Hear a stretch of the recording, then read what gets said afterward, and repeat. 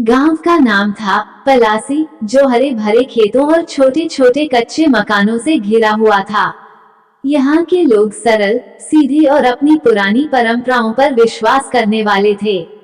लेकिन इस गांव के हर इंसान के दिल में एक डर था। गांव के किनारे स्थित एक पुराना, खंडहर हो चुका मकान और उसमें रहने वाली लड़की की कहानी।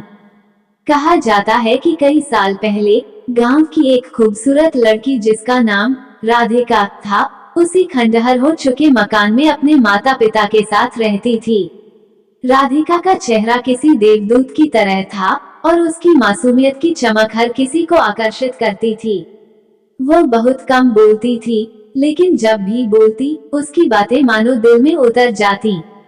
उसका जीवन बेहद साधारण था, लेकिन उसके अंदर एक अनकहा दर्द छिपा हुआ था। राधिका के पिता गांव के जमींदार के यहाँ काम करते थे और उनकी माँ बीमार रहती थी।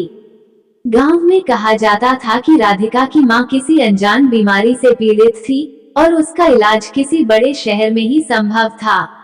लेकिन पैसों की कमी के कारण राधिका के पिता उसे कभी शहर नहीं ले जा सके। इसी दौरान गांव के जमींदार का बेटा विक्रम राधिका को चाहने लगा।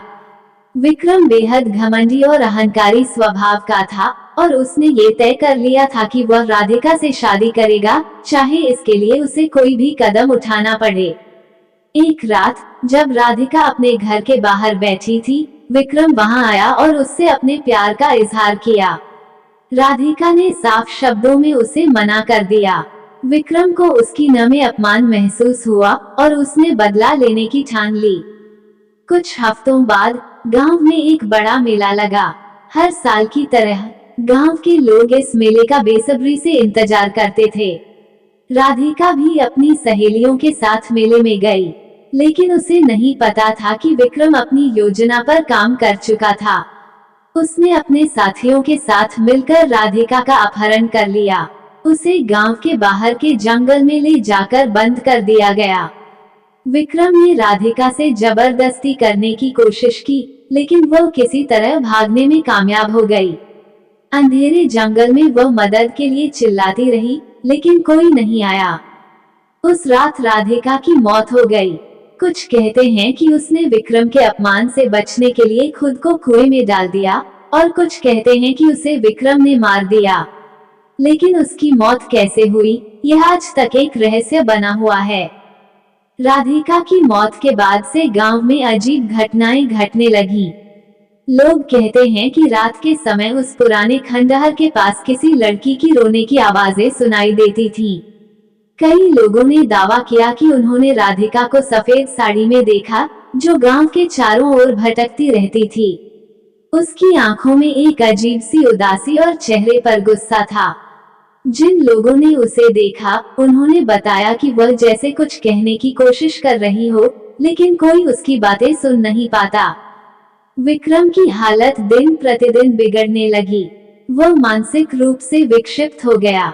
वह रातों को चिल्लाता, राधिका, मुझे माफ कर दो। उसकी आवाज गांव भर में गूंजती।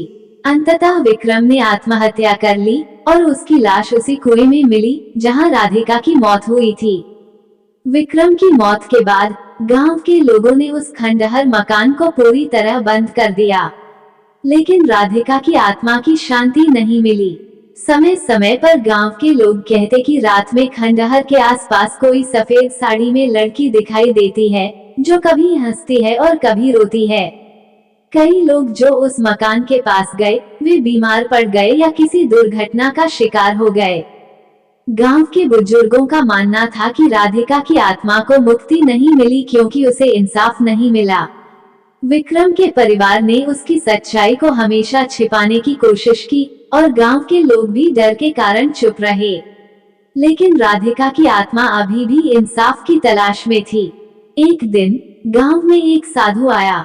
उसने गांव के लोगों से कहा कि वह राधिका की आत्मा को शांति दिला सकता है, लेकिन इसके लिए उसे पूरे गांव का समर्थन चाहिए। गांव के लोग, जो सालों से डर में जी रहे थे, तुरंत तैयार हो गए। साधु ने राधिका के खंडहर मकान के पास एक यज्ञ किया और उसकी आत्मा से संवाद करने की कोशिश की। कहते हैं कि उस रात राधिका की आत्मा उस साधु के सामने प्रकट हुई। उसने साधु से कहा, मुझे इंसाफ चाहिए, मेरे साथ जो अन्याय हुआ उसे दुनिया के सामने लाओ। साधु ने गांव के लोगों से यह बात साझा की और विक्रम के परिवार को राधिका के साथ किए गए अपराध को स्वीकार करने पर मजबूर किया। जैसे ही विक्रम के परिवार ने अपने अपराध को स्वीकार किया, राधिका की आत्मा को शांति मिल गई। उस दिन के बाद से गांव में कभी किसी ने राधिका की आत्मा को नहीं देखा। गांव में शांति लौट आई, लेकिन आज भी लोग उस खंडहर मकान के पास जाने से डरते हैं, क्योंकि उनके मन में राधिका की दर्दनाक कहानी की छवि हमेशा के लिए बसी हुई है।